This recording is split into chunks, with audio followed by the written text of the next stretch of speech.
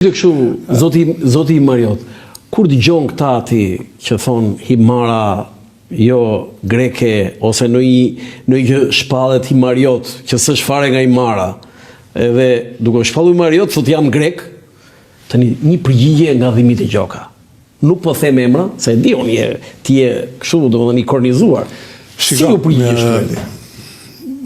Demokracia ka një të mirë që njeriu mund të deklarohet si të doj, edhe për çdo shtet që të doj. Po? Por një fakt është i pamohshëm, që gjua greke është prezente në Himar. Gjua në nënstime është greqishtja. Sepse jeni biling. Jeni dy gjuhësh. Dy gjuhësh, por jeni shqiptar. Nuk e dim. Ti nuk e di se ç'e? Nuk e dim. Të lutem, kur Akademia e Shkencave e Republikës së Shqipërisë nuk del me një definicion për të thënë që Himara është greke apo shqiptare, e kupton? Nuk ka të drejtë askush të japi këtu më zë makina mua. Të tillë.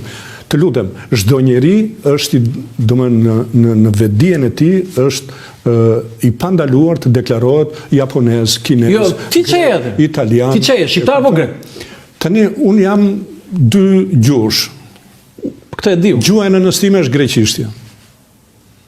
Po shqipja ç'është për ty?